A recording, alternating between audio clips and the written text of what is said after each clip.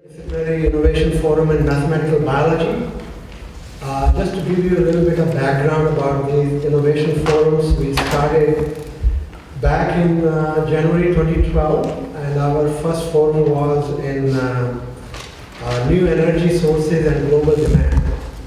And since then, we have held forums on a wide variety of topics, ranging from cybersecurity, quantum computers, drug delivery, music technology, and today we are going to talk about mathematical biology.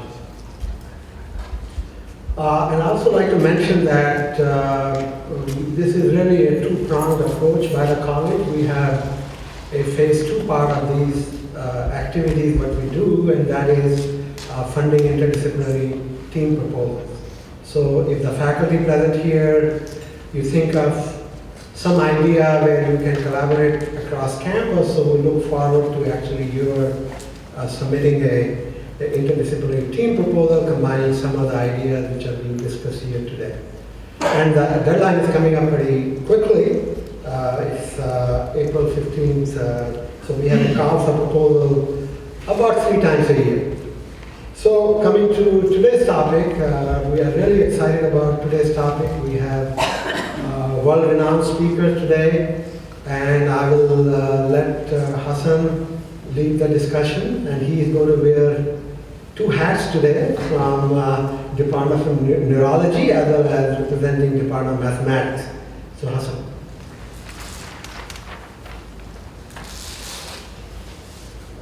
Thank you very much. I'd like to thank you for coming. I'd like to thank our speakers who have traveled long ways to come and share with us their experience. I'm going to move this forward.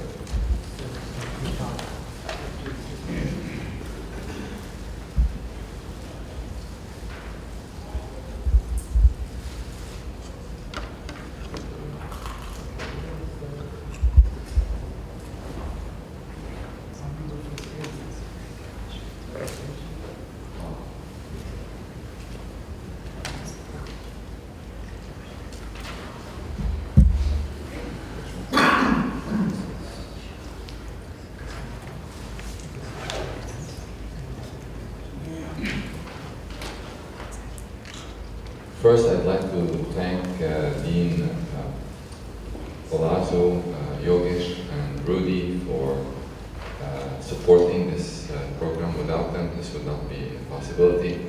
I'd like to also thank Beverly Foster and Cheryl Logan for working on the schedule. On the left-hand side, you see a physician treating a patient. In the middle column, on the upper panel, you have a scientist discovering genes and molecules. In the middle, you have the electrical engineer who's typing code on their computer. In the lower part, you have the physicist. And on the right-hand side, you have the mathematician who's happy proving their theorems, and they pride themselves about the fact that their theorems have no practical implications. The question is, everybody's happy doing what they're doing. Why should we rock the boat? Why should we break barriers? Why should we have people talk to each other? And of course, statistics is a key component of medical and physical sciences. There's no NIH study section that does not have statisticians sitting on it. I think UAB has about 3 or 4 different statistics departments. So what I would like to do is answer the following questions, if I could. Why math for biology and medicine? Why biology and medicine for math? And then I'm going to give you examples and a suggested plan and concluding points. I wish you all came to Jim Skino's talk this morning. It would have been a much better example that I can think of why math for biology and biology for math, but in this case I'm going to give you examples from my work. Short answer is because biology is complicated. The long answer is if you look at the specific signaling pathway, say to the STAT, JAK pathway, it starts by looking at it like this. And then you add a little bit of different receptors on the top, and a little bit more diversity in the molecules, it ends up looking like this. And then you combine different signaling pathways. In Alzheimer's disease, you end up with a picture like this. This is only a fraction of what the real picture looks like. So this is the subway map of Tokyo. When we design a clinical trial, we target one of these small elements, and we think that we're going to cure cancer, we're going to cure disease. It's a fact about only 5% of clinical trials that make it to phase 3 have any clinical, or do not fail, if you like. I'm really surprised that 5% work. Knowing the complexity of biological networks and biological systems, I would expect that less than 0.1% would work. We're lucky to have 5% work if we target a single element, because the signal of the train could go around, turn around, get to wherever it wants to get. Now, the picture is a bit more complicated if you think that the subway configuration is changing with time. And I'm going to show you evidence that network could actually change with time in different stages of cancer, or as the embryo is developing. To make things a bit more complicated, these molecules that are going to produce a phenotype, these very complicated network, and cells move, and this cell could be a cancer cell going through a channel, as you see here. It could be a lymphocyte. Furthermore, cells communicate, so they create a synapse between them, as you can see here, and in this synapse they exchange information. That could be the neurological synapse between a T lymphocyte and a dendritic cell, or it could be between a T lymphocyte and a cancer cell, or as Jim discussed this morning, it could be between two cardiac myocytes. And then cells then educate each other, as you see on the left side, by, say, a dendritic cell educating or activating, or in some cases repressing T lymphocyte. On the right side, you could have a cancer cell actually take an active role in downregulating T lymphocytes. Or you could have a microbe, like HIV, affecting T lymphocytes. So all of these interactions lend themselves to complexity that mathematics has or can answer. To make things a bit more complicated, you're looking at a neuron. Everything I mentioned in terms of networks of molecules is happening in these neurons. And then these neurons synapse among each other. And now we have the Human Genome Project. I think the United States government is investing about $1.6 billion, and the EU has already invested 2 billion euros, it's funded. And then you have about billions of neurons and more than 1,000 trillion synapses. So the EU is proposing to build a supercomputer, not only based on parallel computing, but also to have a very large operating memory to be able to simulate these biological systems. And the way they're planning to do it is to write a system of equations consisting of millions of differential equations and solve them numerically. And I have no clue how they're going to do that. I wish them the best of luck. I think they need it very much so. There's no mathematics in that. So if you look at all of this complexity, the question is it hopeless? And to me, it is awesome. It is beautiful. It's the next frontier. And it is a mine of opportunities. Mathematics deals with, all day in and day out, with time-varying systems, what's called dynamical systems. Mathematics deals with large dimensional and infinite objects. and mathematicians do that by looking for structure. And we were talking, Jim was talking this morning, and you can have an infinite space, and the Fourier transform reduces the complexity of that space to something that you can manage, that engineers can create cell phones with, and so on and so forth. Furthermore, problems from biology and medicine are novel in mathematics. They're new. They're different from physical systems. And what is no doubt about it, that problems in biology and medicine require close collaboration between various disciplines in mathematics. So you need a numerical analyst, you need somebody who's interested in PDEs, you need somebody who's interested in theory, as well as people who can talk and understand the language and the logic of biology. So a typical strategy would be something like this. Somebody would have a biological question. You need a mathematician who can understand biology, but even better than a biologist, understand data, and then build a mathematical model.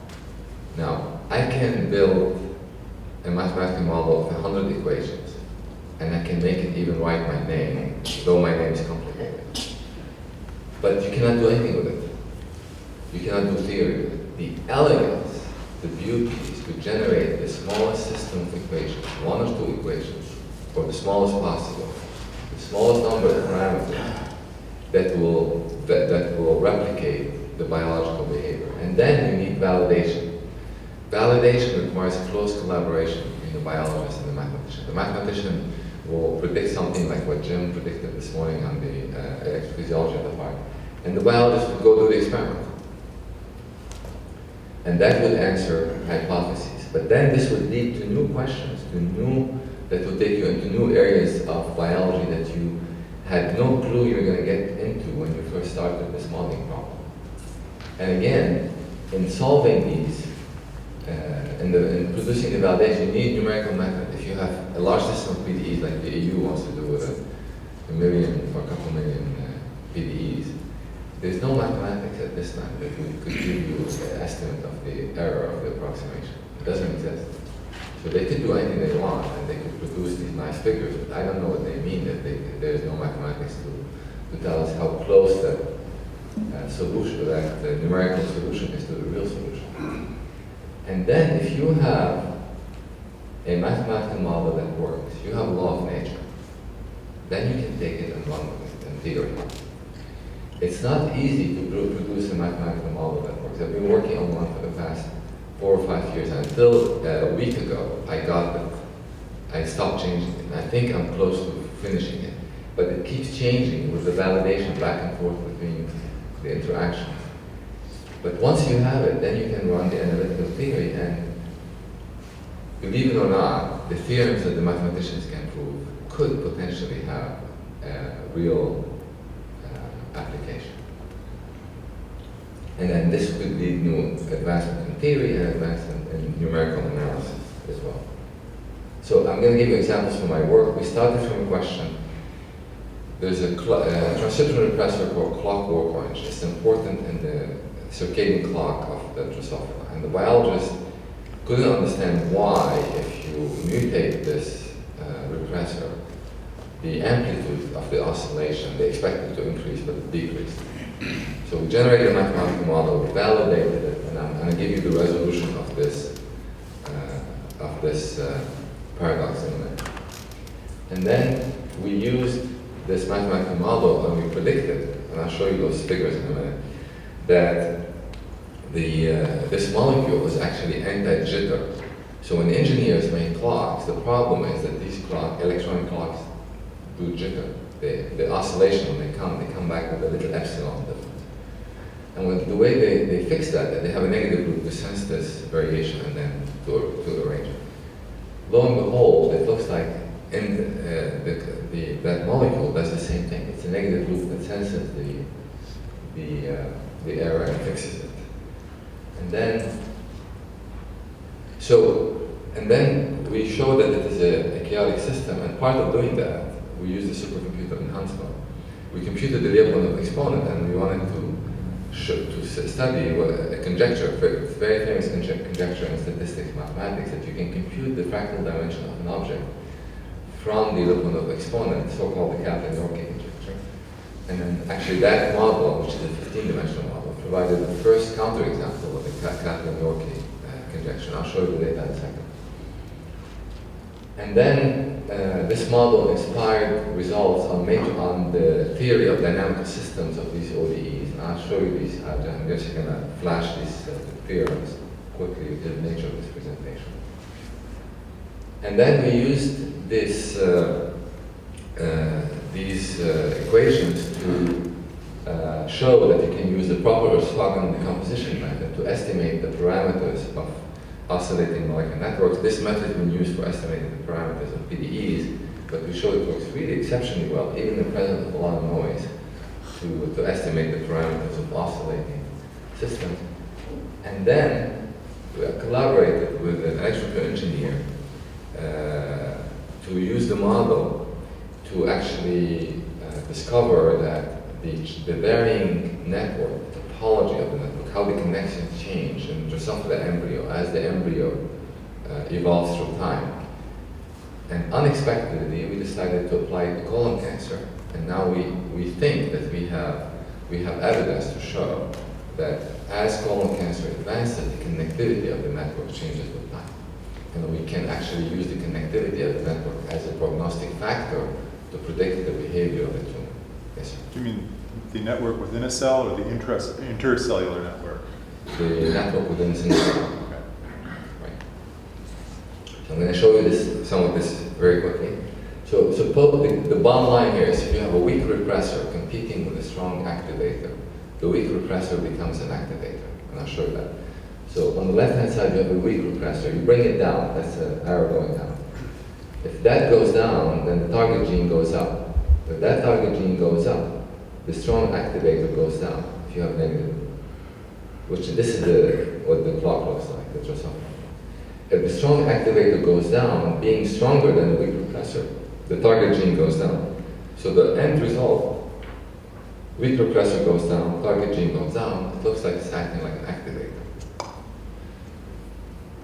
And here we show that in the clockwork orange model, that without a mutation, these are a million oscillations on top of each other on the left-hand side. If you mutate it numerically, you get these, you get jitter, if you like. On the right-hand side, you have the computation of the Lyapunov exponent of the clock, and you can see one of them is positive. The Lyapunov exponent is actually, if the trajectory is going to be perturbed by an epsilon, it measures the ratio of how the new trajectory will be, how far it is from the old trajectory. If it's positive, it means that distance will exponentially grow, indicating that it's one of the features of chaos. And here we compute the Kaplan-Yorke conjecture in the top line and the box counting dimension on the lower line. You see there's a big difference. So that is the first counterexample of the Kaplan-Yorke conjecture. And then here we collaborated with an electrical engineer. They used the Kalman filter. These engineers use it to track aircraft.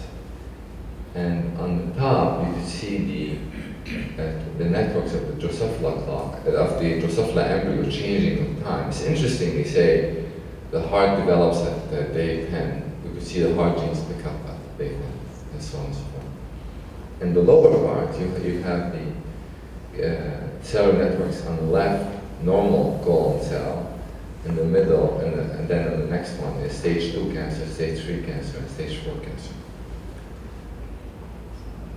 And these are the theorems that we can prove on these ODEs. If the interaction matrix means the topology of the network, the interaction matrix is essentially the graph of the network. That is, therefore, the diagram is stable, then the internal critical point is always globally stable, always attracts all the equilibria, all the trajectories. If it's on the boundary, it is globally stable. If it's outside, then a single equilibrium on the boundary is stable. Interestingly, if the matrix is key, meaning that all its sign principal monomers are positive, but A is not D-stable, then the system admits a non-convergent boundary trajectory. So that ends my part. and I'll move on. So I've shown you essentially that you can take a question, generate a mathematical model, validate it, use numerical method, add to numerical analysis, lead to answers of your hypothesis, but then you would get into problems you never expected. Like, I never thought that I'm going to go into colon cancer when I started working. And then you can go into analytical theory. You can prove theorems, and then these theorems can actually, in the long run, feed back into the biological systems by causing structure in this large object. So these are the people that I collaborate with. And in terms of granting, there is an NSF and a GMS to support this kind of work. NSF supports mathematical work. NIH supports modeling for biological systems. Societies now are asking for systems biology. And then education. The education, that will produce what I call Renaissance mathematicians. So during the Renaissance period of the French, people like Rabelais thought that the human mind is a well that without any end can do anything. So a Renaissance mathematician is an excellent theoretical mathematician, but who is also capable of understanding biology, sorting through biological data, coming up with an understanding, building structures from the biological data, and then validating it, and then going back to the theory. So it's my pleasure to introduce the next speakers. Philip is a professor of mathematics at Oxford. Jim Keener is a professor of mathematics at the University of Utah. And Emmanuel Di Benedetto is a professor of mathematics at the University of Vanderbilt. And I want to remind you about their talks tomorrow. Please don't miss them. I'm really excited to be there. Thank you very much.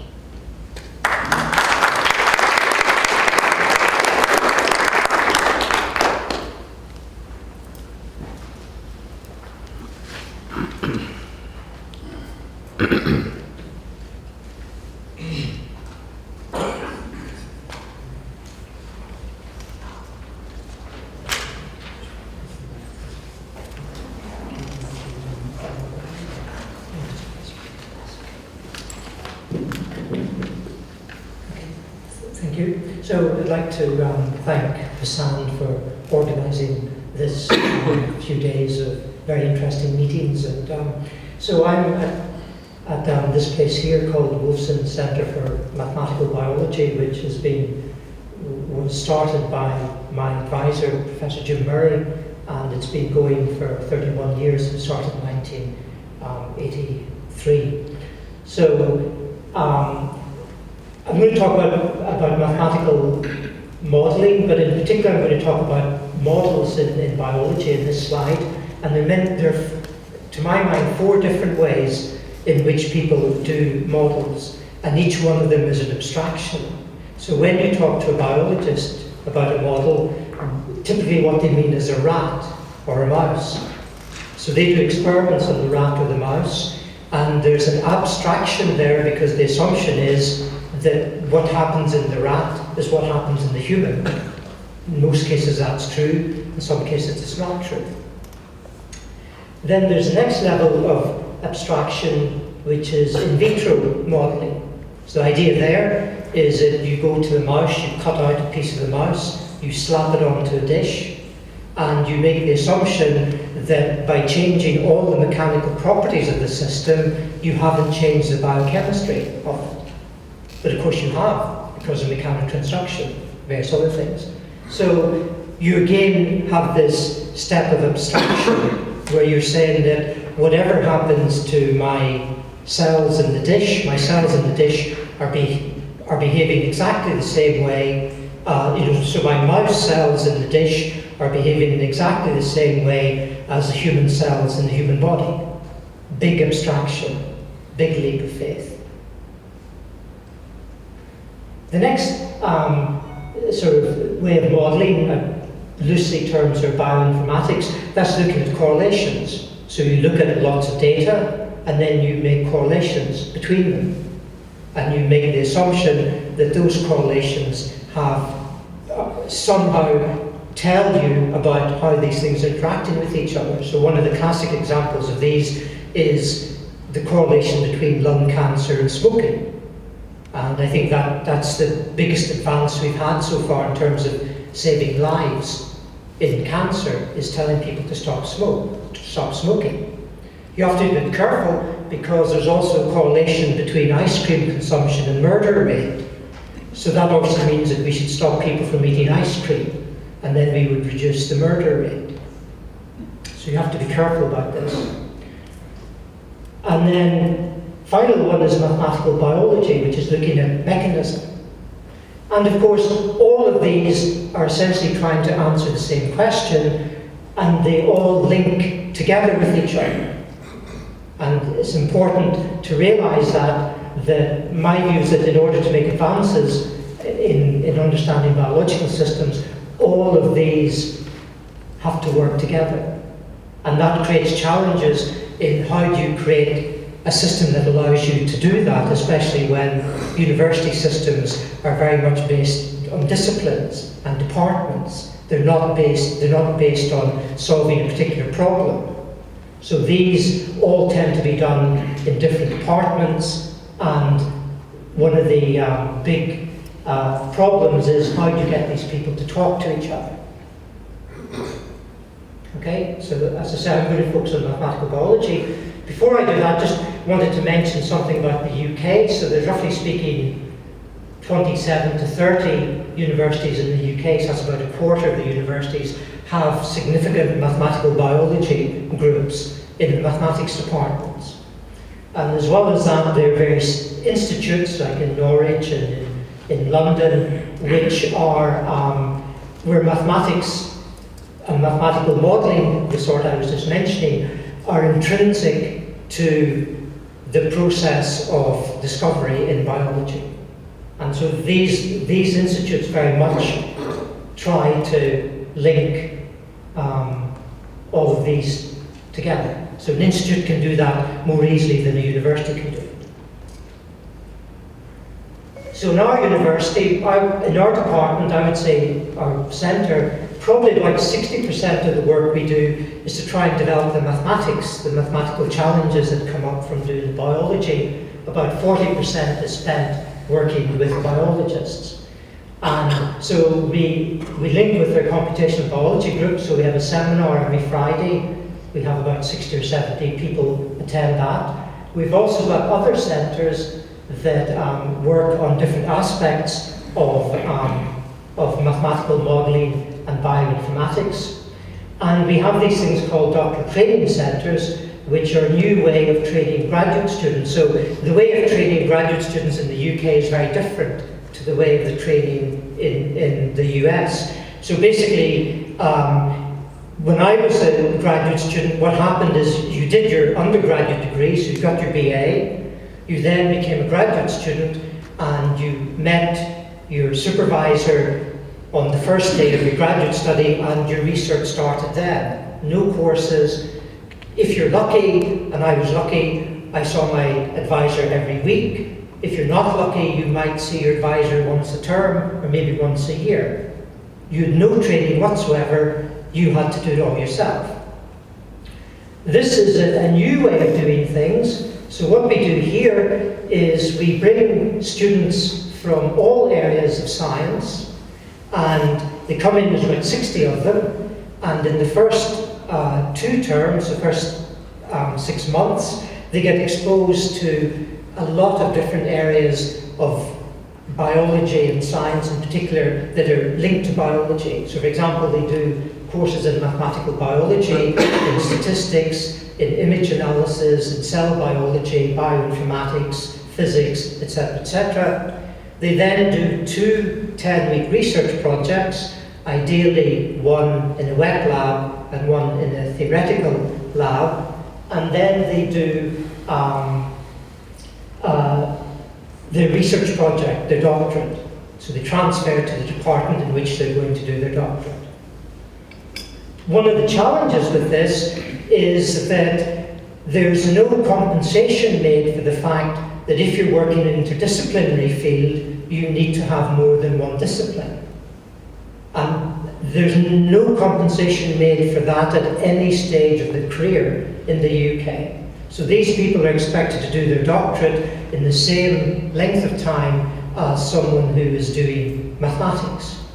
And if these people apply for a job in the mathematics department, they're going to be compared mathematically with people who've spent all their time doing mathematics. Likewise, if we have a postdoc has 3 years, whether that means 3 years of doing solid mathematics and nothing else, or 3 years of spending time learning the biology, spending time learning whatever you need to learn to solve the problem. So that is a real issue with the setup that we have in the UK at the minute, which is actually unfair, I would say, to people who work in interdisciplinary research. So what I'm going to do now is I'm going to mention some. The title of the talk was "What's Mathematics Done for Biology?" It should really be what has mathematics ever done for biology, and that's a rip-off of the Monty Python, part of the Monty Python movie of The Life of Brian, where John Cleese asked the question, what have the Romans ever done for us? Because they want to the Brits want to fight against the Romans. And then somebody says, oh, well, they built the roads. And then he says, okay, so what have the Romans done for us apart from building the roads? And then somebody else sticks up their hand and says they did something else. Okay, so what have the Romans done for us apart from this and apart from this? And if you go on YouTube, you can see it. So here's one example, Alan Turing, whom I'm sure a lot of you heard about, and you might not have heard that he then looked at pattern formation just a couple of years before he died, and he came up with a patterning principle for patterns like this, symmetry breaking, and he came up with two key principles. The first thing was he was the first person to come up with the idea of morphogen. So his idea was the following. He said that if you look at a pattern, so if you think, all of us start off as a single cell, which doesn't have very much pattern, and then we develop into things like zebra and stuff like this, which has lots of pattern. So there must be a lot of symmetry breaking going on. So he proposed that there must be some chemicals that form a spatial pattern, and the cells respond to those chemicals and differentiate and form the pattern. So he was the first person to hypothesize the idea of morphogen. And some 20, 30 years later, these morphogens were found. And now it's commonplace in biology to talk about morphogens. He also came up with this patterning principle of short-range activation and long-range inhibition as a way of showing how you could get emergent phenomena arising. So the idea was, he proposed that if you looked at individual entities of the system, they would not form a pattern. It was the integration that formed a pattern. And therefore, he was very much against the reductionist approach in biology. In terms of the reductionist approach was one part of the answer to the question. The other part was, how do you combine these processes? And he showed that you could get emergent phenomena, and pattern formation was one of them. And in particular, what he did, which was amazing, I don't know why he thought of this, was he showed that you took two processes that were stabilizing, that were homogenizing, and when you combined them, you got something that was unstable. So you could take two things that on their own would not form a pattern, and you combine them and you do get a pattern.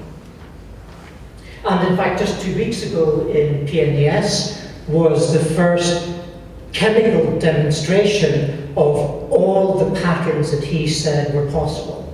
So people did experiments in chemistry. He predicted 6 types of patterning processes, and they were able to reproduce every single one of them.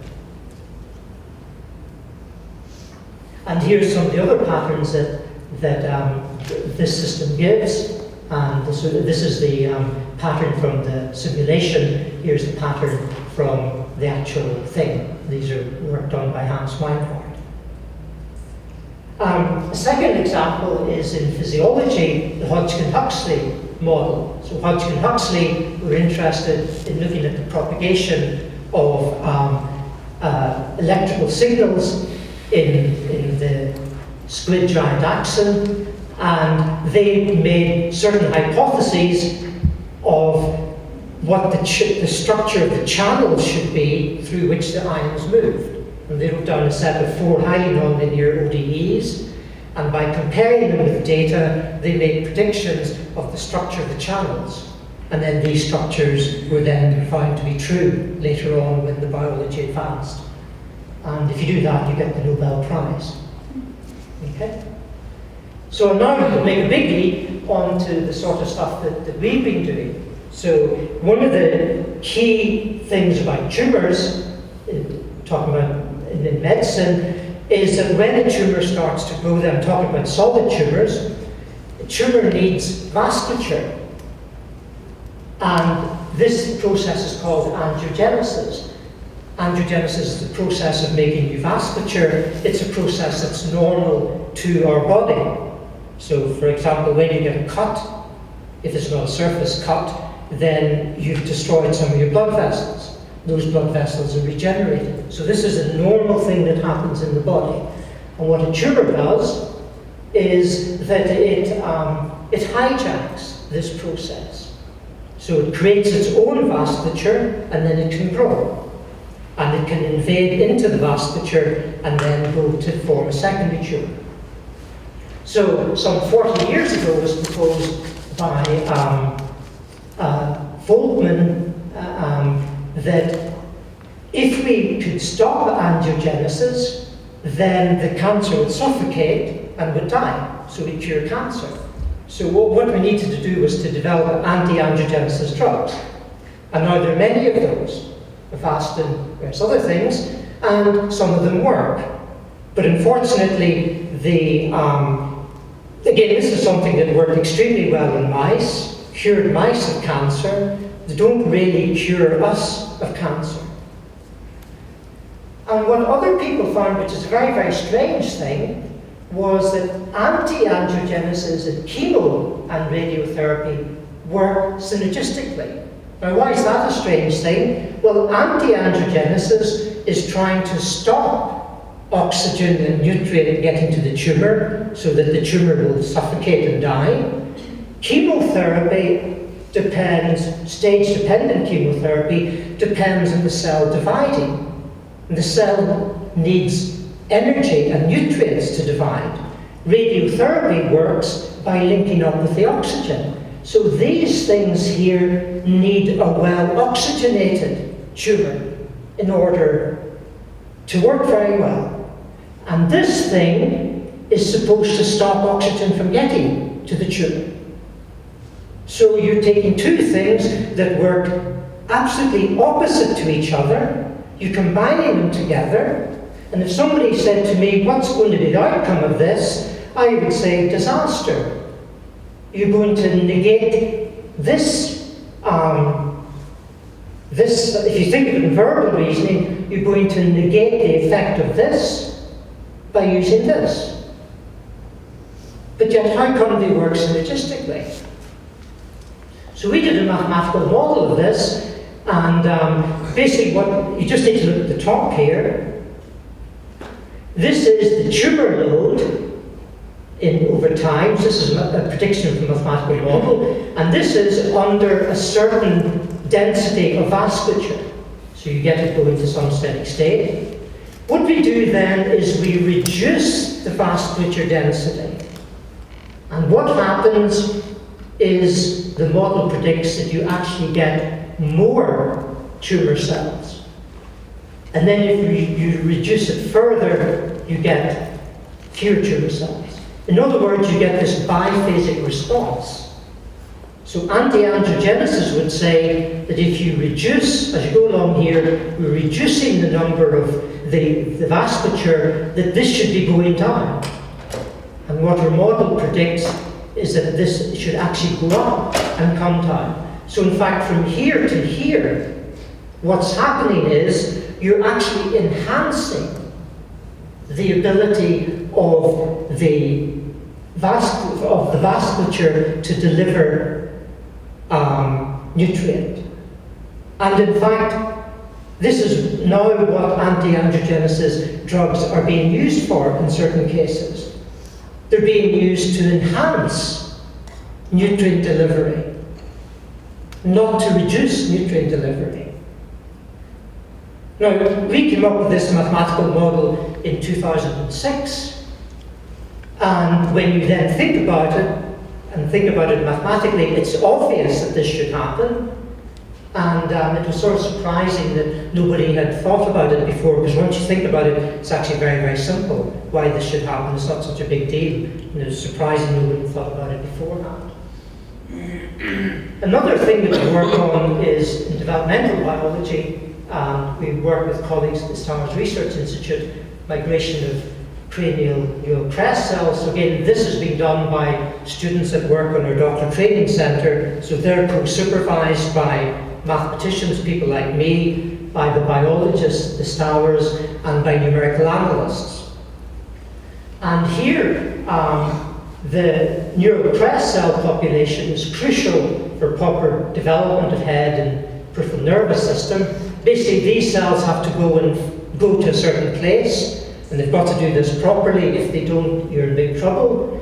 And they're also the cellular origin of highly aggressive tumours. So if we could understand how they behave normally, we might be able to understand how they behave in disease. So the question is, how do these cells, when they emerge from the neural crest, how do they find the direction they need to go? So here's one verbal reasoning that is very elegant verbal model. It's known that there's a chemoattractant called VEGF that's produced along the path along which these cells are migrating. And VEGF is a chemoattractant, so cells move up the gradient of chemoattractant, and cells like to eat the VEGF. So now you can see what the model's going to be. The cells come out of the neural crest, they begin to eat the VEGF, and produce a gradient.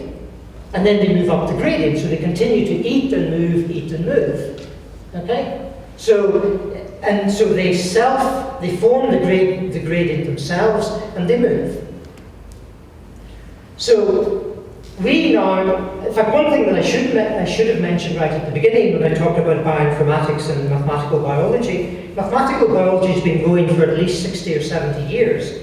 The earliest models for electrophysiology were done by people like Dennis Noble in the 1950s. Bioinformatics is a relatively new field. So if you go into the street and you say you do mathematical biology, everybody will assume that you're doing bioinformatics. So why has bioinformatics taken over mathematical biology so dramatically?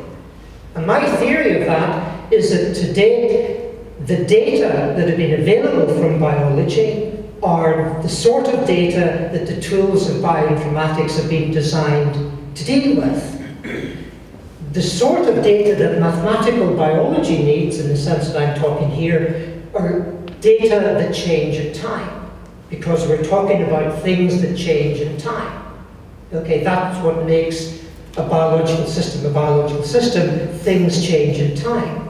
And it's only been quite recently that the biotechnology has been able to do imaging and tracking that allows you to get spatio-temporal data.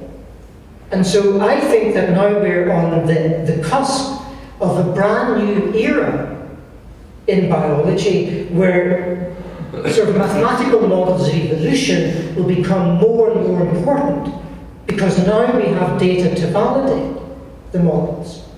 So our colleagues had data on how this grew, and they could track the cells, and so we did a mathematical model. And when we did the mathematical model and we put in the numbers, they were able to give us the numbers of these processes, we found that it didn't work. We found that after a while, the cells used up all the VEGF, and they got stuck. So then we made another hypothesis, which was that there were at least two cell types, cells at the front that responded to the VEGF, and cells at the back that stuck to the cells at the front and then got carried with them. And when we did that, I don't have the picture because we have to go through very quickly, that actually worked. So there was a precise mathematical prediction there. The cells at the front have a different phenotype to the cells at the back. And so they did the experiments to test that. And what they found was they picked 84 key genes, and 19 of them they found were expressed differently to the front than they were to the back. More particularly, they looked at the family of cadherins, and what they found was that the front cadherin 11 was upregulated, and cadherin 11 is associated with cells that look around and are exploratory. And at the back, they found that cadherin 7 was upregulated. Cadherin 7 is characteristic of cells that stick to other cells. So in other words, these results were precisely what the model predicted.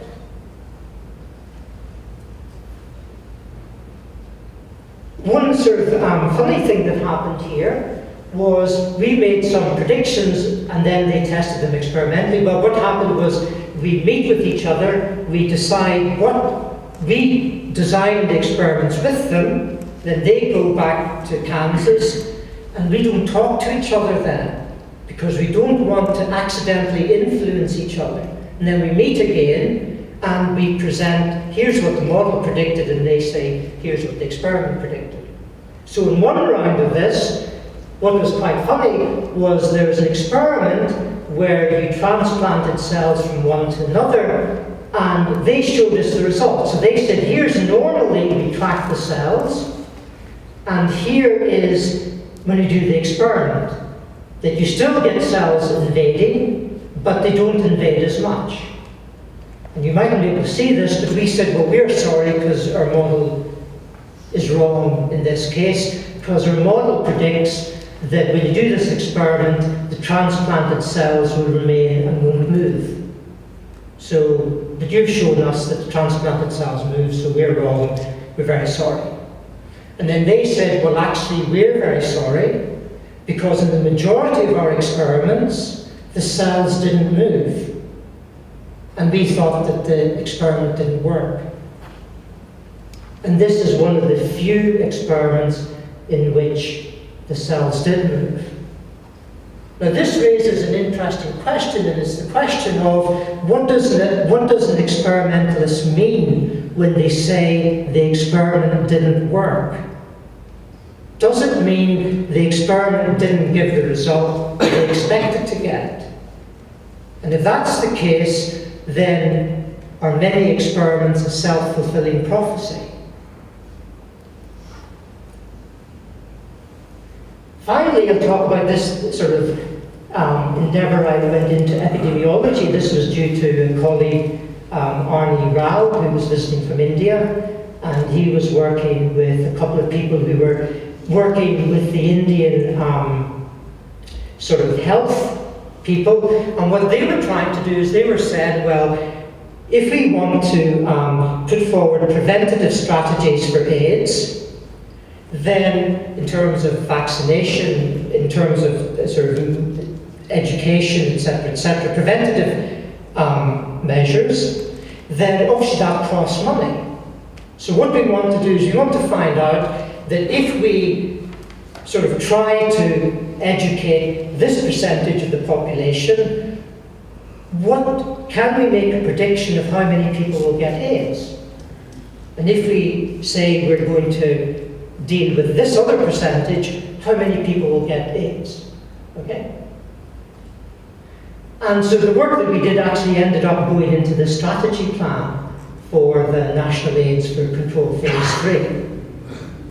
And so what we did with the mathematical model was we predicted, this was in 2006, We predicted that if they continued the model intervention that they were continuing with, that there would be 2.08 million people living with AIDS by the end of 2011.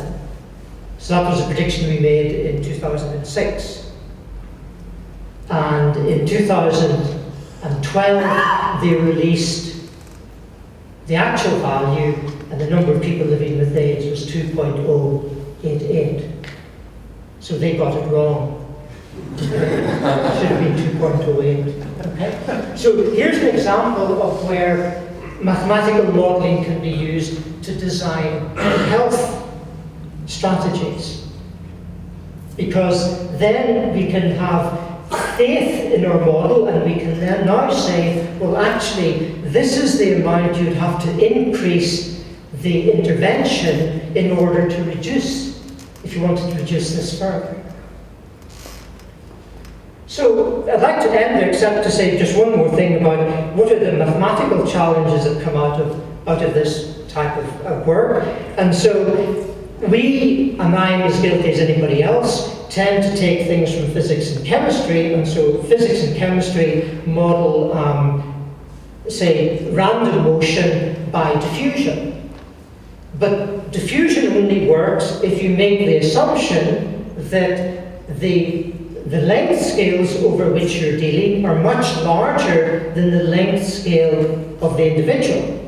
So when you're getting like the random walk, you say a particle standing here, there's 50% chance they can move there, 50% chance they can move there, and then you get the Gaussian and you get diffusion.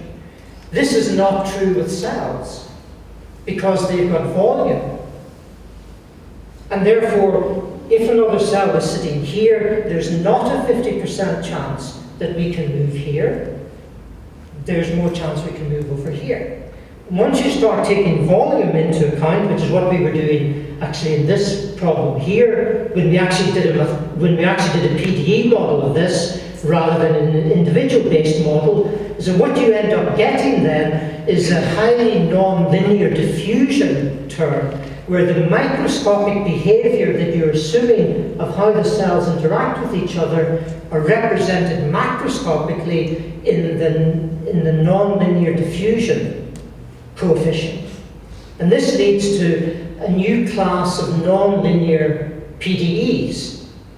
And therefore, one question is, can we now develop a theory for these non-linear PDEs? And this is happening all over biology, in many, many different areas of biology and in ecology, that when you take volume into account and you do the coarse graining to get the macroscopic level, you get transport equations that have non-linear diffusion terms.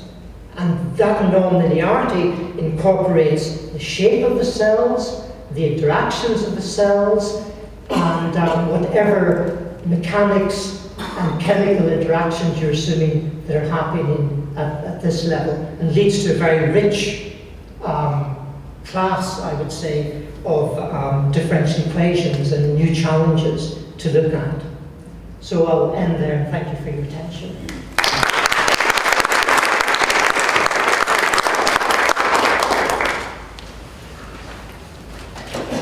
Thank you, Professor Manny, for an outstanding talk. Our next speaker is Professor James Keenan, Distinguished Professor of Math and Adjunct Professor of Bioengineering, University of Utah.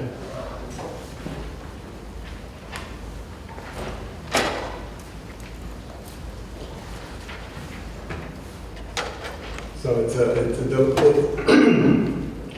a delight to be here. I've never been to Birmingham before.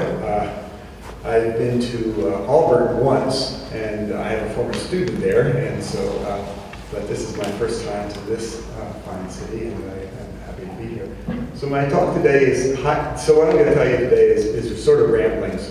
I'm not going to tell you anything technical. If you want to hear technical, come this morning. Or tomorrow. Tomorrow I'll be a little bit more technical. And I'm going to say some things that are similar to what Philip said. Tomorrow I'm going to sort of give you an overview, my overview of math biology, starting with the work of Hodgkin Huxley and Turing, and then go into some more modern things. But just show you how mathematics has enabled us to the unifying principles of mathematics make some outstanding understanding of biological processes. So I'll be a little more technical tomorrow. Today, however, I'm just going to sort of ramble about math biology. What is it, and how to do it. But before I start, I really wish I had my first slide were a little different. So and often when I'm giving talks to diverse audiences, I start off by talking about the challenges of communication between people from different backgrounds, and in particular, if you're a mathematician or if you're a biologist, you live in a completely different world, not only sociologically, but language-wise. We speak completely different languages. And one of the challenges is getting a common language. And so, for example, if I were teaching a calculus class and I'd ask people, what does it mean to multiply? They would all answer, it means to take the product of two numbers. But if I ask a biologist what it means to multiply, it means you have some cells and you're going to multiply, right? So, great. Well, then what does it mean to divide? Well, of course, it means to take the ratio of two numbers if you're a mathematician. But if you're a biologist, it means to multiply. And so then what's a vector? I just learned this one this morning. This is great. So what's a vector? So a mathematician says a vector is an object with direction and magnitude. It points somewhere. Well, what's a vector to a biologist? It's something that carries around a disease. And of course, many of my calculus students think that that's what a vector is too. And then you might ask, well, what does it mean to differentiate? And of course, immediately the mathematician says, well, it means to find the slope of a function. And you ask a biologist what it means to differentiate, and they say, well, it means to change the function of a cell. They mean two vastly different things. Then you ask a mathematician what's a PDE, and he tells you immediately it means a partial differential equation. But if you ask a biologist, they say it means phosphodiesterase.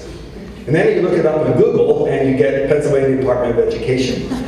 So you find out that, in fact, there's an interesting language barrier. And in fact, there are different words. There are words that we in mathematics use, and you and biologists use with vastly different meanings, including things like complex, cell, germ, fiber. All of these things have vastly different meanings in mathematics compared to biology. So there's already an interesting dilemma that we face in trying to build a bridge between these two. So for the last 25 or 30 years of my career, I've been trying to work in building these kinds of bridges, and my students we're working very hard at this, but language is a big deal. So what do we try to do? Well, first of all, the dilemma. You've heard this before, and so some of the things I'm going to say you've seen before, but the dilemma is the amount of data being collected is staggering, and knowing what to do with it is in its infancy. Parts of this is nearly complete, but how the parts work together is determined by function is essentially unknown. So it's sort of like, the genome, with the Genome Project, basically it's like being given a box of resistors and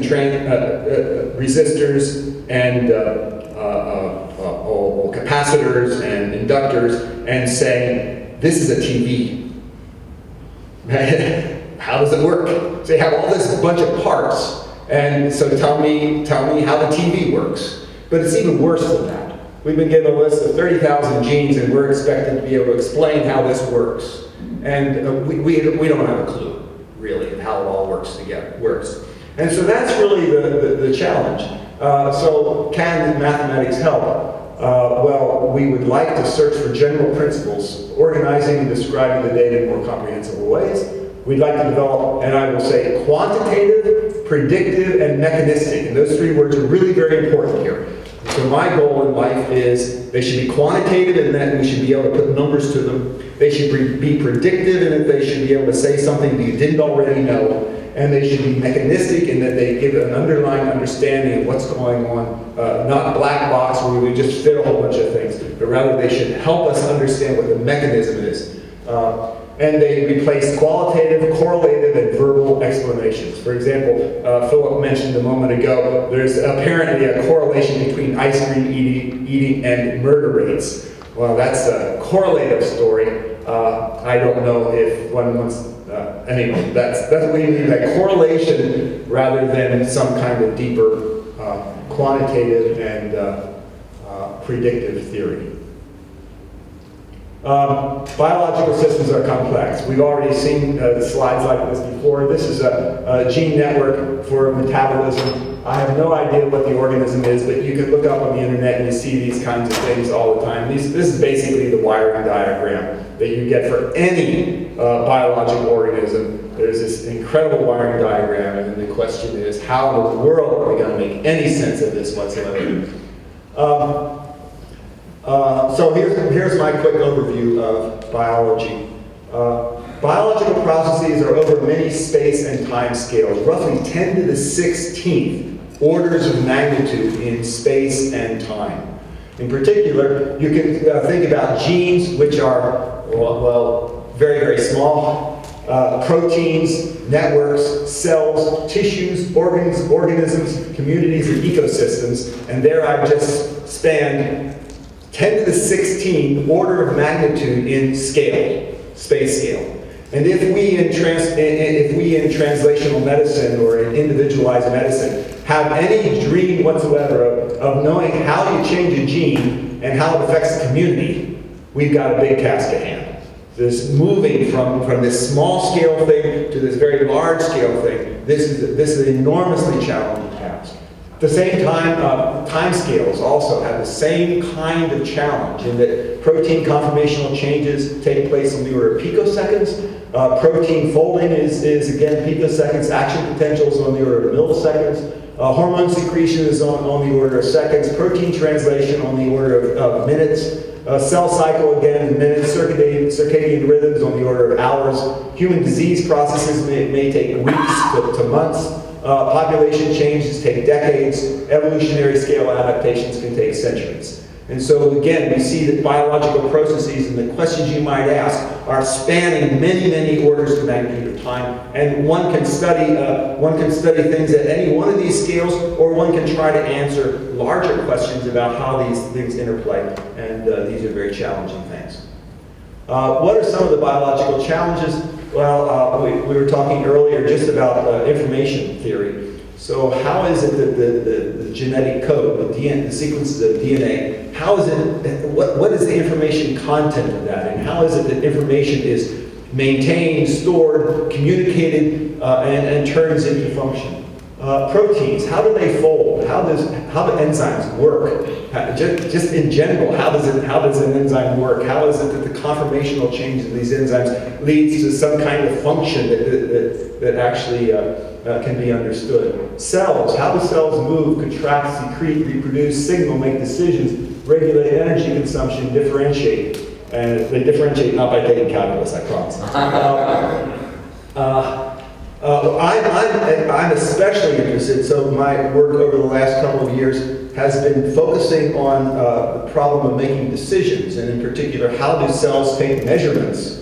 So how do you measure something? So there are a lot of interesting places where measurements have to be taken. Quorum sensing is one where bacteria, such as Pseudomonas aeruginosa, which is the primary cause of infections in hospitals, they are able to take a sense of the population size in which they live. In particular, they're completely non-toxic until their population size is sufficiently large, at which time they decide to differentiate and they become toxic, start to secrete biofilm and do all kinds of things. And the question I have is, how can bacteria count the number of the size of the colony that it lives in?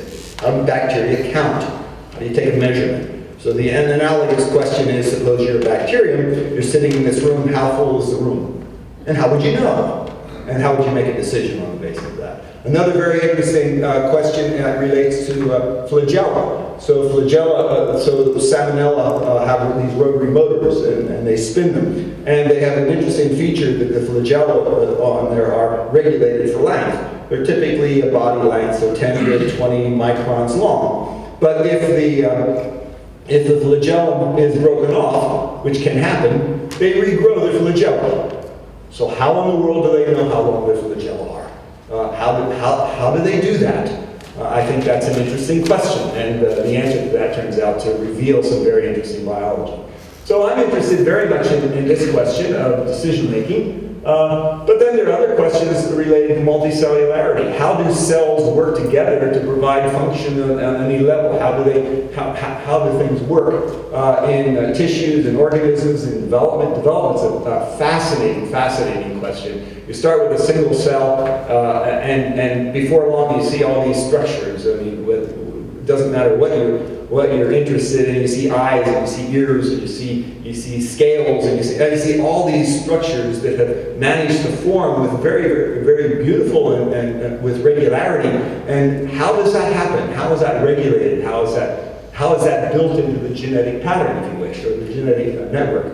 How are cellular activities coordinated? So how do different cells in different parts of the body or the organism talk to each other so that they can do what they need to do at the right time? So you don't get too many liver cells. You get just the right number of liver cells. And when the liver cell count goes down, you know to grow more liver cells so that you get back up. How's all that regulation taking place? And how these behaviors. And then, of course, with human physiology, we're always interested in health and medicine, drugs, physiological systems, such as the circulatory system, immune system, neural systems, disease processes, epidemics, and these are all very important and difficult challenges. And it's my contention that mathematics can be used for every single one of these problem areas if we simply work at it. And I forgot to mention biodiversity, extinction, invasions, populations, the whole thought of ecosystems and stability of ecosystems, long-term stability. That's pretty challenging, I think. So the need. So there's this interesting report from the advisory committee to the NIH Director on Biomedical Workforce, published in 2012. Said the biomedical workforce report concluded that we probably have a serious oversupply in the pipeline of basic science PhD level investigators. But, now that but is mine. But there's a serious shortage in one area, namely quantitative scientists. The report challenged the NIH to initiate a serious and substantial training effort to close this gap. Thus, the two independent task forces up here came to one common conclusion: that there's a serious shortage of trained quantitative scientists, and the gap is widening. That's the challenge that I think that we would like to address in these efforts, is build people who are comfortable with numbers, comfortable with equations, and comfortable in the world of biology. At least that's one of my goals. So, where is math needed? I already said this. Math is needed to provide a quantitative and predictive theories for how biological processes work.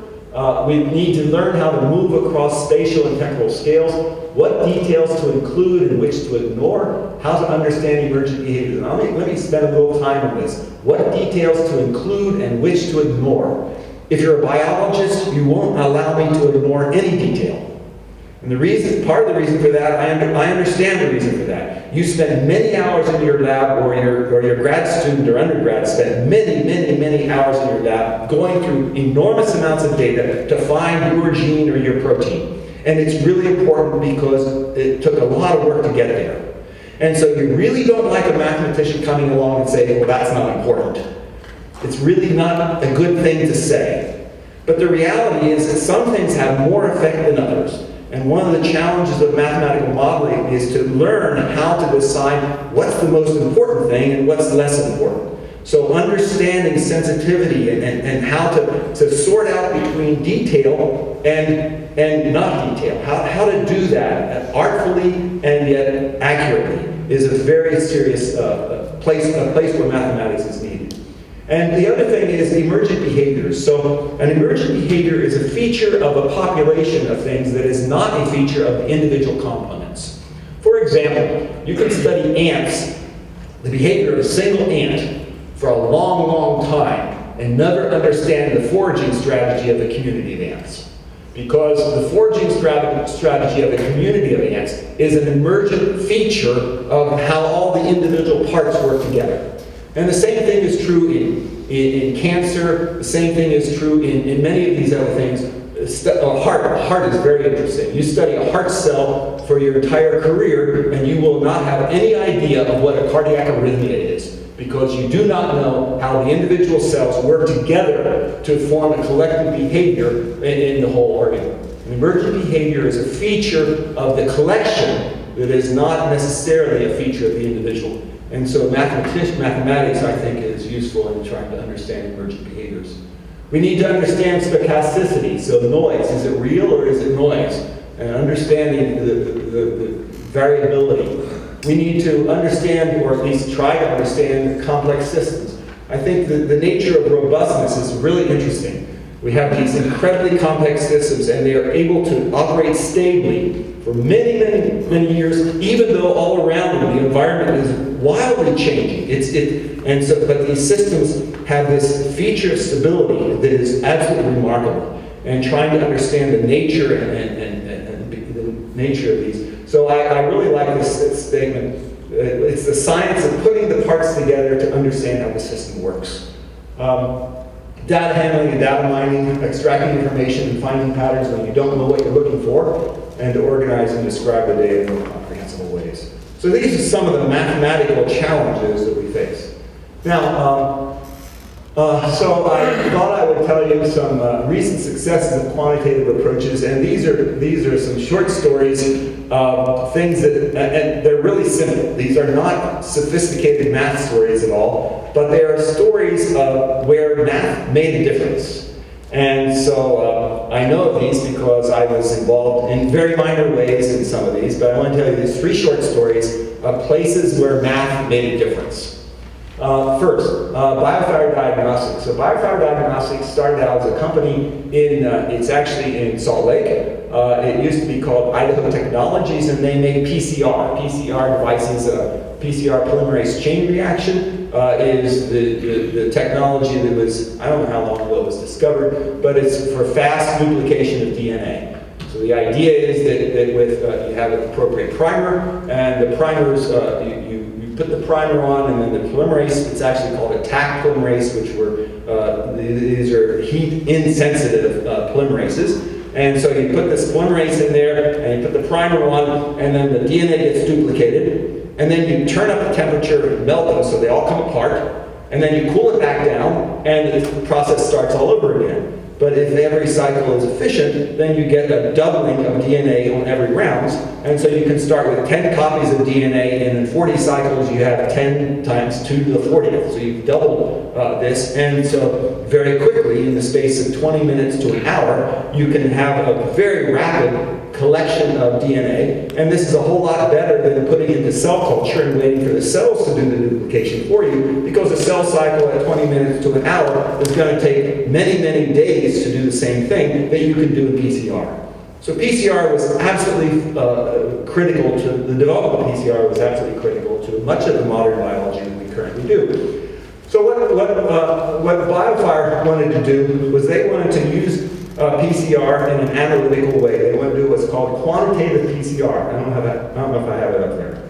Yeah, qPCR. In other words, they wanted to put numbers to their PCR. So they wanted to be able to tell you how much DNA do you actually have when you have this big sample, and what do you have. And their goal was to develop rapid detection of diseases. So right now, they just announced a product. Well, they have 3 products right now, which are for the rapid detection of different infections. So they have one that's the rapid detection of upper respiratory infections. They have one for the rapid detection of sepsis, and another for the rapid detection of gastrointestinal infections.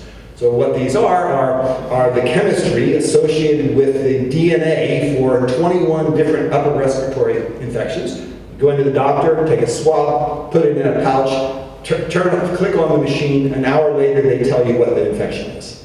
This is remarkable and quite interesting. But along the way, there was a need for reliable algorithms for different kinds of analysis. There was a need to design the primers. The primers well, as perhaps you know, they're sequences of about 12, typically 12 nucleotides long, and you want them to be specific for the type of DNA you're looking for, and you don't want them to be any cross interactions, so you don't want things that are called primer dimers, and so there's an interesting combinatorial issue there, which can be addressed mathematically, and they also want to have production efficiency, quality control issues. So several years ago, actually in 2001, a student of mine he was actually in a postdoc with me at the University of Utah. Although he had done his degree with me, he wanted to be in Salt Lake. He didn't want to leave Salt Lake, and so he was trying to figure out how in the world to get a job. So we made a small grant proposal to this BioFire Diagnostics, at the time Idaho Technologies, and they gave us $25,000 to do some quantitative analysis. This is 2001. We built some simple models of how this worked, and we showed it to them, and they were impressed. And so they hired him. And they hired him to start a math analysis group. So he then hired 3 or 4 people to work with him to develop algorithms and to be built into the software. And after 5 years, they liked his work so much that they promoted him to be division leader. So he came back to me and hired another of my students. That student was then hired to take over this group that he had developed. 5 years later, they promoted him to vice president, and the leader of the group was promoted to division chairman, and they came back and hired another of my students. So she now is the director, is over the group. The second student is now a division leader, and the first student is now a vice president. The fascinating thing is, last month, this company sold for $450 million cash, and my 3 students are multi-millionaires, and they make much more money, they have much more money now than I will ever make in my entire career. One of them got a check for on the order of $20 million. That's not bad for math. That works. The math, I should say, was not hard in the sense that, not sophisticated from a mathematical point of view, but it was hard in the sense that it had to work. It had to really relate to the biological problem. So that's the sense in which this math was hard, not in the sense of, hard abstract, but hard because it had to work. There's some reliability issues here. The second example is Merrimack Pharmaceuticals. Now, this is a young cancer systems biology company in Boston area. I became familiar with it because the venture capitalist who founded this company is from Utah, and in fact, I know him. He's had a very strong interest in mathematical biology, and I sent a couple of my students to do internships at Merrimack. Now, Merrimack is as I say, a pharmaceutical company, but they're entirely mathematical pharmaceutical company. They're entirely mathematical, meaning they have developed a large differential equation simulator and biochemical networks associated with, well, several cancers, but breast cancer is the one that they're addressing right now. They've used massive amounts of high throughput data on messenger RNA, on protein reactivities to fit their model, and they verified it, and then they tested it, and they looked very hard for the most sensitive nodes in this network as potential drug targets. And then using mathematics, they identified what they thought were 6 compounds that were actually worthwhile checking. And they now have 6 compounds that are currently under testing by the FDA. So those are 6 drugs that have been discovered. Well, whether they'll pan out or not, who knows? But my point is, they use mathematical modeling to discover potential drug targets, and I think this is a nice success. The third example is to understand acetaminophen overdose. So Tylenol overdose is a major problem. What typically happens is someone it's the easiest way to commit suicide without having to get cyanide or a gun. So you can overdose on Tylenol and take a lot of it, and then 24 hours later, when you realize you wish you hadn't done this, you go to the hospital, and the question is, what should they do for you? So and the answer is, there is an antidote. It's glutathione, and you can give glutathione to the person, but the prognosis, if it's too late, the glutathione will not be successful, and the only possibility is to have a liver transplant. So so a person comes into the hospital, you don't really know how much they have. You don't really know how long it's been since they've taken it, but you need a test to see what's the prognosis. Should I give them a transplant, or will glutathione work? So you need some kind of predictor, either or. Okay, so there's the problem. So a student of mine, actually I was not his primary advisor, but Chris was a PhD student with us. Fred Adler was his advisor in our group. They built a relatively simple model with a system of 7 differential equations describing the dynamics of liver damage, glutathione, and NAPQI, which accurately predicts the outcome of the antidote therapy. And let me show you a little bit about how this model works. So you have your functional hepatocytes. These are your liver cells, and acetaminophen, when it is metabolized, produces this horrible stuff called NAPQI. NAPQI is a toxin to liver cells. It kills hepatocytes. However, glutathione is an antidote to NAPQI. It degrades it. However, in the process of degrading it, it also gets used up. So the supply of NAPQI, so the amount of NAPQI that you produce determines how effective the glutathione will be, and you have glutathione, but you may run out if you have too much NAPQI. And so when you do that, you end up with damage to the hepatocytes. Now the interesting thing is there are 2 biomarkers of this, and so these biomarkers are produced by damaged hepatocytes. And so by these 2 biomarkers can actually be assessed. So a person goes into the hospital and you can look at the concentration of those 2 dyes, and from that you're able to determine where in the process the person is.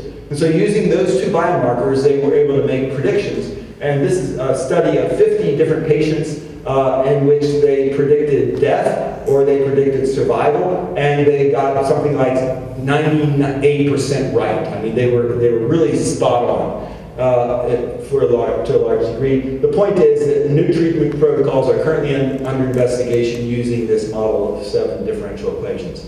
I think that's a pretty nice story. We don't know where it's going to go, but it is a nice story. So that's really that's my story. The use of mathematics in modern, i.e. post-genomic data-driven biology is relatively new. However, the complexity of biology demands that mathematical and quantitative approaches be encouraged. And so that's where I'll stop. Thanks.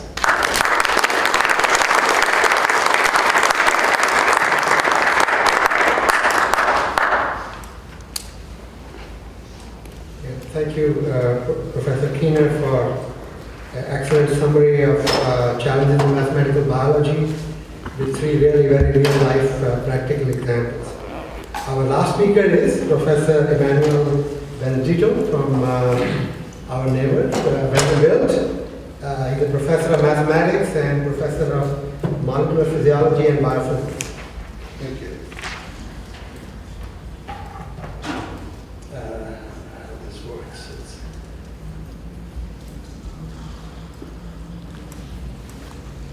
There we go.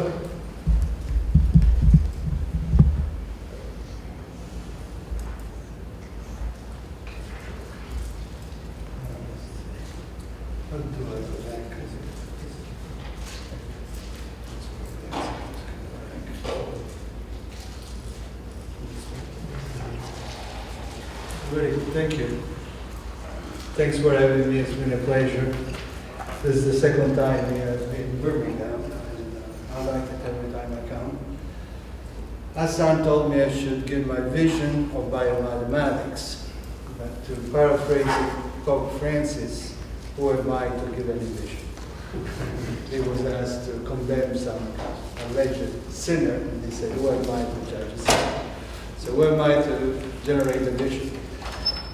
Besides, for my own mathematical training and my own intellectual satisfaction, rather than giving visions, I rather work on specific examples. So a lot of the biomath directions you have heard in the talks of my distinguished colleagues, I like to make a coalesce in a specific example, just to see how they work specifically. And that's visual transduction. Subtitle there is a paradigm for signaling. Now, signal transduction is the mechanism by which light gets transformed into an electrical impulse that the optical nerve sends to the brain to initiate vision. So there is a micrograph of rows. These are cones, and these are rows of a salamander frog, and salamander and frog. I'm sorry. This salamander is this frog, and this is something we all learned in the high school, the way the retina is structured. What we don't learn, however, is that if you make a vertical cross-section, that's the way they look like. They're highly structured domains. They have these layers whose thickness is of the order of 10 nanometers, and the height of the cell, these are single cells, by the way, rod outer segment are called, and the height of the cell is of the order of 10 nanometers. So we're talking about dimensions of 3 orders of magnitude less with respect to the environment. Inside those white layers, there are molecules diffusing, and those are calcium and cGMP. cGMP stands for cyclic guanosine monophosphate. These are called second messengers in the signaling. I'll be specific in a second. This is an enhanced picture of that to show you really how thin these layers are. The white one, these are essentially filled up with cytosol, and the black ones are discs. These are lipidic folds, one on top of the other. Those carry the receptors to light. Those are rhodopsins. There's 10 million receptors per each of these discs to maximize the capability of absorption of a single photon. You see the layers on the side, which we call the outer shell, the one that's encompassing these cylinders. So these are cylinders enclosed into this outer shell, whose thickness is of the same order of magnitude as the distance between the layers. And there are some numbers, some measurements. You are welcome to disregard them, but I wanted to make sure that these are not data just taken out off the top of my head, which has come from the literature in a very concrete fashion. This is a cartoon. Again, for salamander, these are some numbers. That's the height, the radius of the cross-section, and that's the way each of these discs would look like. But he has to know where the complication, the geometrical complication ends. See, if you look at the horizontal cross-section of those discs, then you observe a lot of incisors, a lot of cuts that go, each of those discs where rhodopsins are located are incised. And these are pictures taken from the liver. And in frogs, there is lots of them. It's about up to 32. In rats, there is only one. Humans, they have a handful, 5 or 6. So the first question you may ask is, what's the physiological, the functional reason why species, they do differ in terms of having these incisors in the anatomy of the rod outer segment? So first mathematical question I would like to address.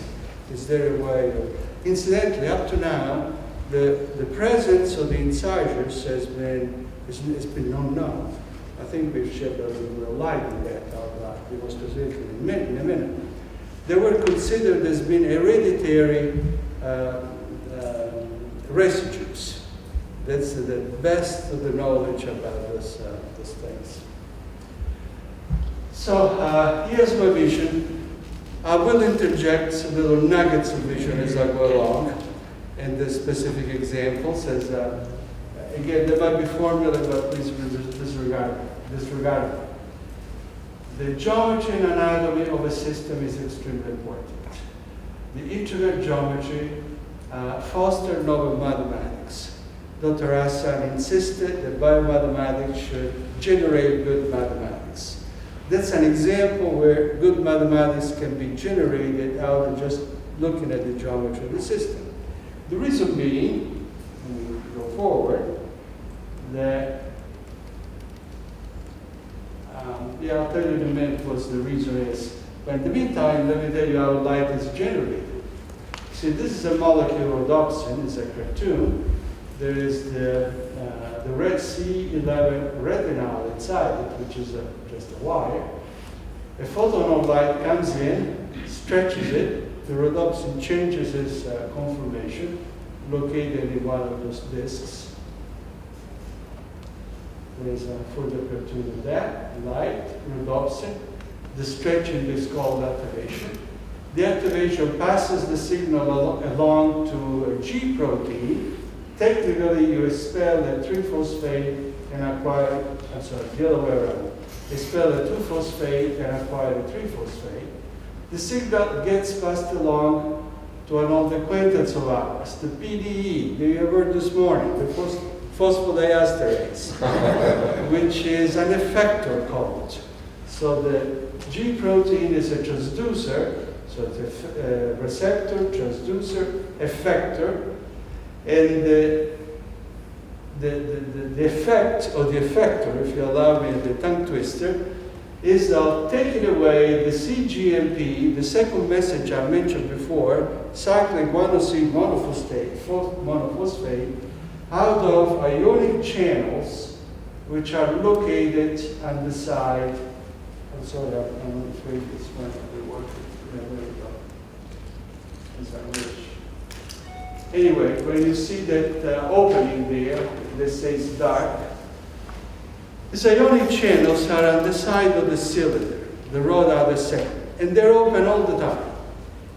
So if there's no light, they remain open. They're taken open, they're kept open by the cGMP, this cyclic guanosine monophosphate. This one? Thank you, it's much better. And this will work as well? Okay, thank you.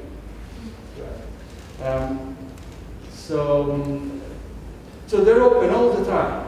And so there is an influx of calcium and sodium ions constantly. So there is zero difference of potential between the inside and out in the dark.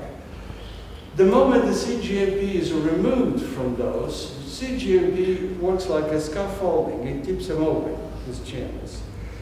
The moment they're removed because of the PDE, this famed PDE, sucks them away from there, they close.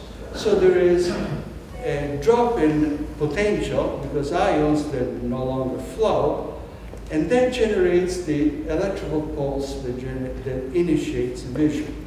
So it's a strange occurrence. Vision is essentially a lack of vision because you're essentially shunting out the current that's outside. The cGMP and calcium do diffuse inside the cytoplasm, and the cytoplasm is made of this highly structured domain I just showed you. So the process involves, let's see if I can make sense of, involves the diffusion of the cGMP, diffusion of calcium, and the closing of the channels. And actually the current generated by this process, it's got a precise formula.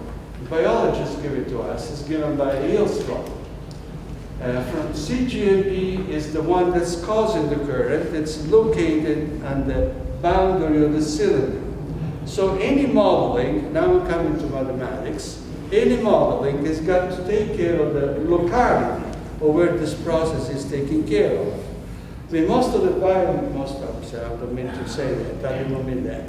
What I meant to say is a lot of math biology thinks cells as a quote-unquote a big bag of water, like a well-stirred system. The fact is that each location in each cell has got its own spatial function.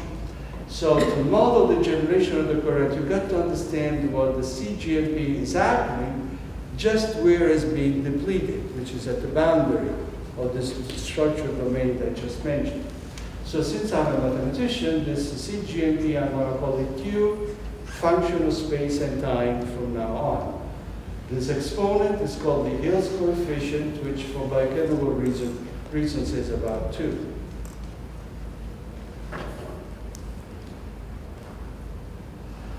Now note again that the rhodopsin in this activated state, G protein in this activated state, the phosphodiesterase in this activated state, Guanylate cyclase, all these things live on the surface of these discs. The dark spots I showed you before. Whereas the diffusion of the second messenger live in a volume. So there is a dichotomy of biophysical processes here. One in the volume, one in the surface. We've got to make them talk to each other. From a mathematical point of view, physically actually, these are two different objects, two-dimensional and three-dimensional. So we've got to have a language of making talk. Now here's the vision, a little negative vision. We need to combine biophysics, biochemistry, geometry, and anatomy. That's what Jim Keener was called understanding the system. That's a system biology. That's a buzzword that nowadays it's commonly used. Now, so revise the process by injecting these ideas. Modeling on site, what's happening on a volume, you're modeling on a volume. What's happening on a surface, you model it on a surface. And you take into account the geometry of the system. So, mathematicians will appreciate this. There is a diffusion process of the second messages, CGMP and calcium, going along horizontal thin layers and vertical outer shell, both thin. How are we going to model it? If we model it horizontally, we lose the movement of up and down of the outer shell. The other way around, if you model it as being a longitudinal process, you lose the movement of the molecules which are horizontal to the system. So we need to take both into account. And this is where the mathematics comes in. It's done by homogenizing and concentrating. Mathematicians are strange people. If they want to simplify a problem, they complicate it.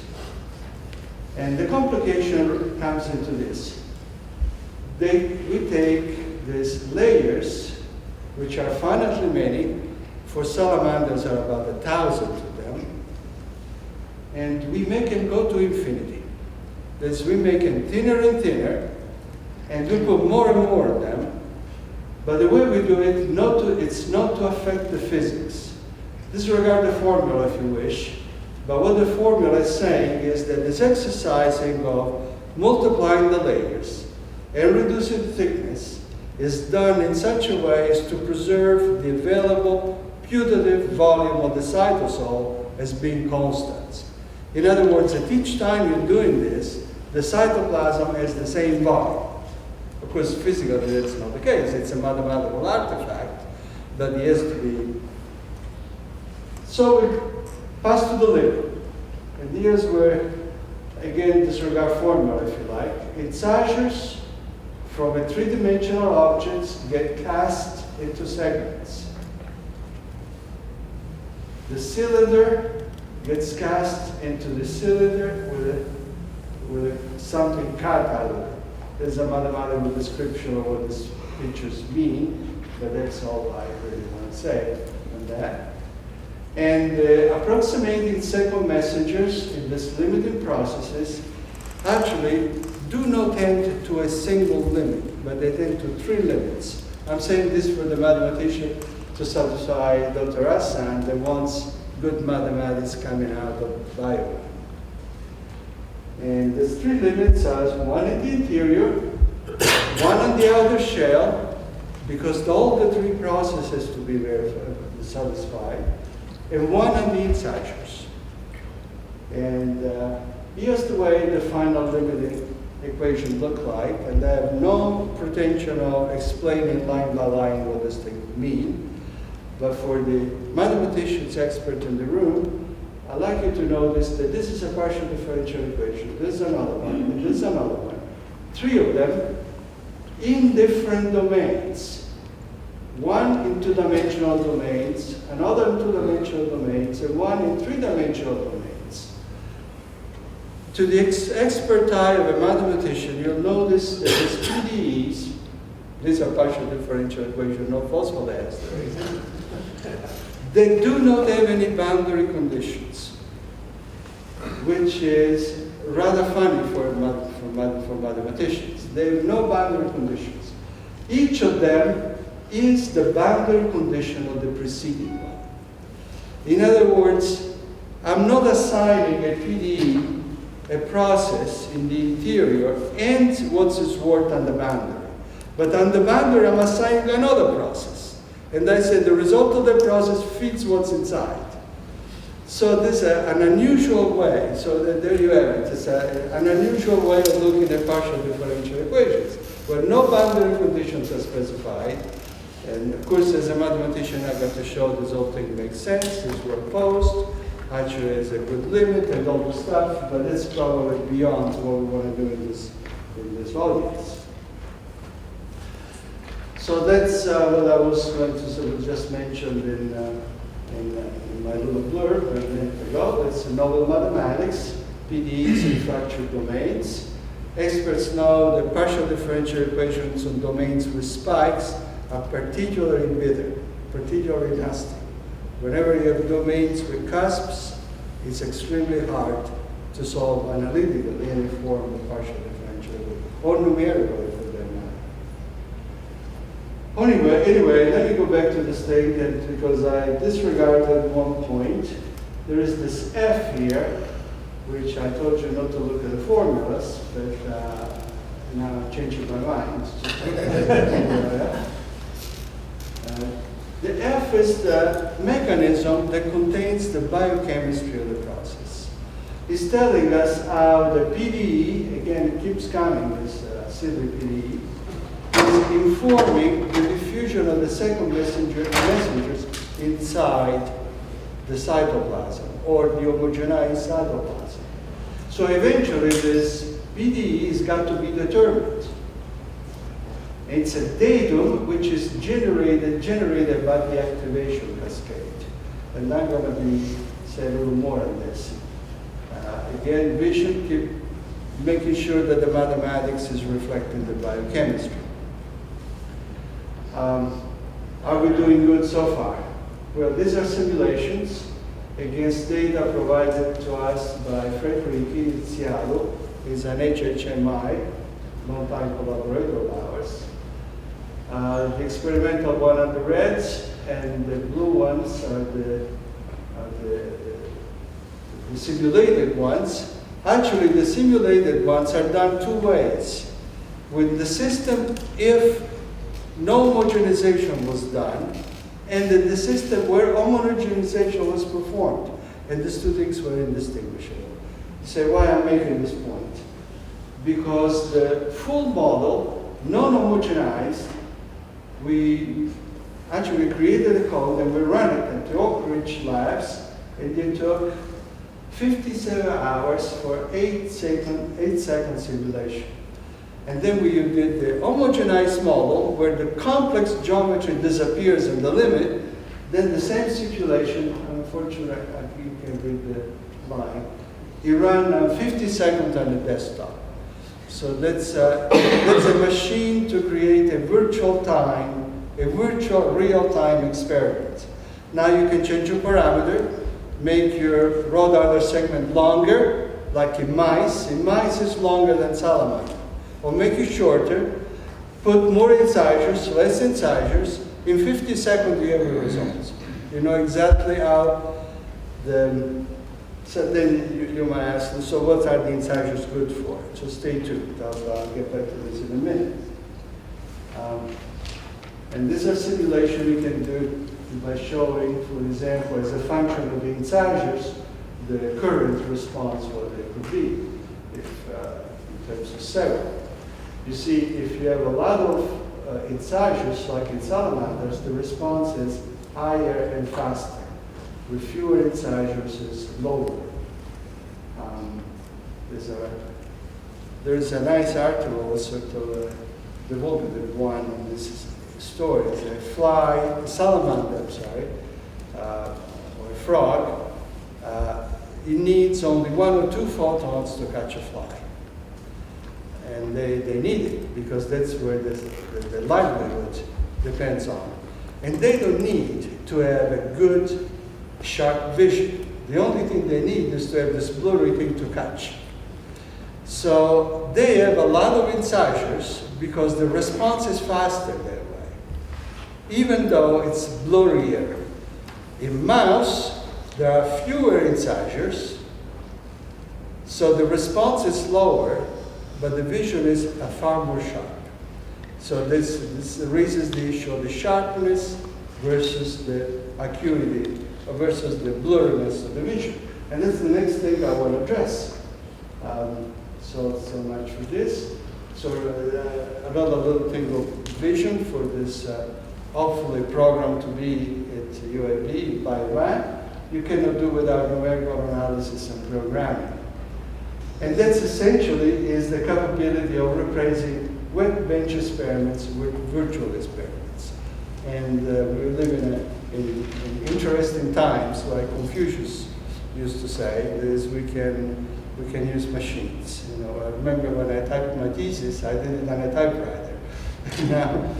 now we can run experiments in 50 seconds with complex systems. We're really lucky in that respect. Okay, let's go to this issue of variability. I'll try to do it fast and then we'll stop. So these are still data from Fred Ricci. You start making measurements and the results are all over the place, unfortunately. So you sort of average them. And unfortunately, the PDF has not been very well reproduced by these two panels. Anyway, the best I can say is that you compute the CV of this process, which is the standard deviation over the mean, over the number of measurements you effect. And this is the CV for mouse and salamander, which is rather low. See, and that's a surprising fact,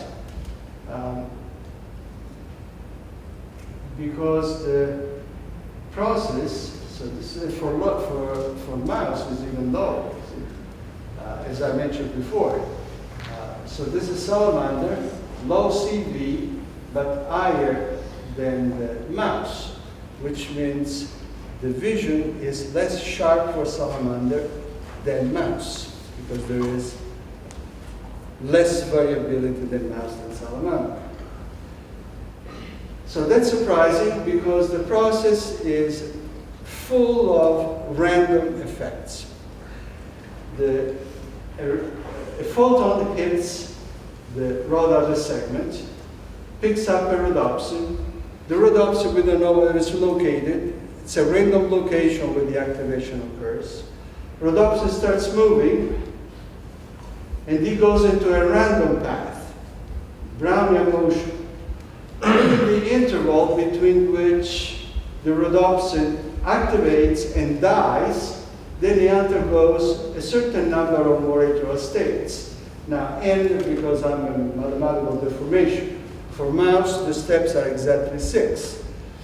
And 6 are the number of phosphorylation sites that are available in a molecule of rhodopsin. So these numbers are very precisely given to us by the biologists. So these are, for example, the states. So you have this stochastic process where the rhodopsin goes into 6 states and then it dies. Now, if you instruct a statistical analysis using Poisson statistics of the process, and you say, how many steps do I need so that the variability is comparable to the experimental one that Fred Ricci just mentioned? Well, the answer is you need at least something on the order of 20 biochemical steps. However, the biochemistry says that there is only 6 phosphorylation sites on the C-terminus of the rhodopsin, so how do you solve the puzzle?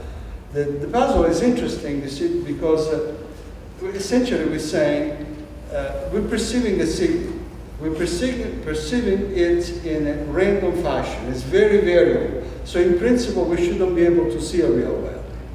But we do see it real well. So there is some sort of filter into the machine that sort of stabilizes the response.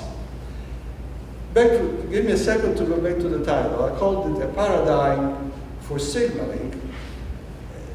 What I just said compounds the interest in this issue because the very same cascade, the very same process occurs in lots of signaling processes, like for example, tactile effects, taste, olfaction, they all work the same way. There's a receptor, there's a transducer, there is an effector, there are second messengers. This is the closest thing that the mathematician could write as a theorem in biology. There is a class of processes, they all work the same way. Receptor, transducer, effector, second messengers, which diffuse. So you see the interest in the issue of understanding variability versus stabilization. Okay, let me go back to this thing. So how to solve the puzzle? The issue has attracted biologists for a while. There's lots of papers. I've only chosen to put one down. APU is one of the main contributors to the system. Basically, the title is a problem. It's a cut on the Gordian knot of photon transduction. So rather puzzling issue. So vision, how do we attack the problem? Shouldn't be afraid of stochasticity because we shouldn't be afraid of dominating the stochasticity. Analyze randomness by knowing the biochemistry. And again, look at the system as a togetherness. We were extremely lucky in this issue.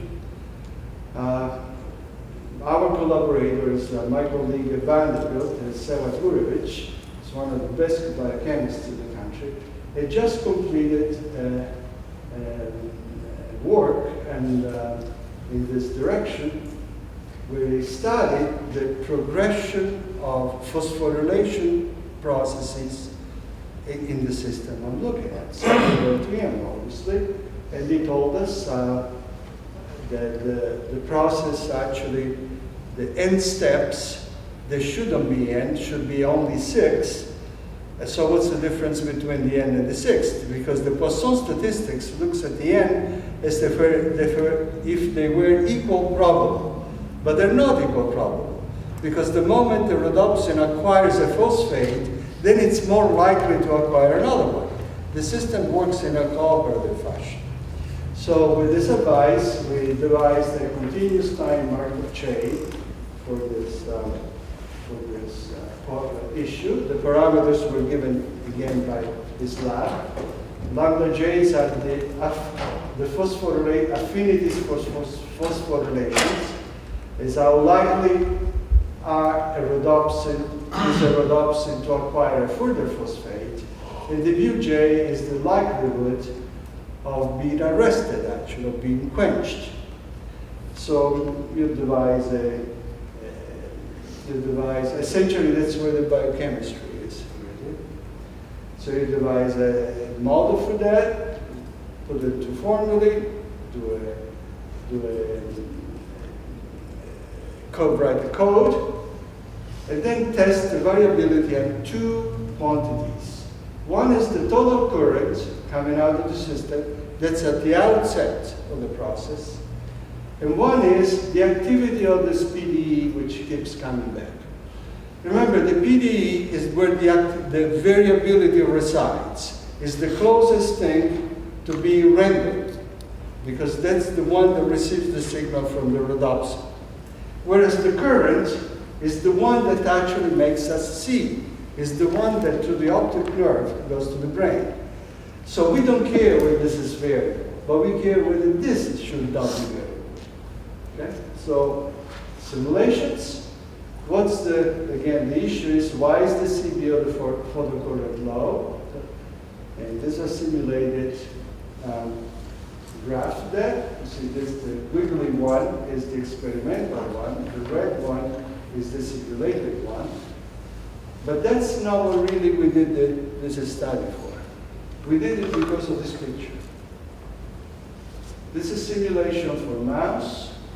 This is simulation for salamander. Simulation for mouse, simulation for salamander. Let me look at the left and right part of this picture.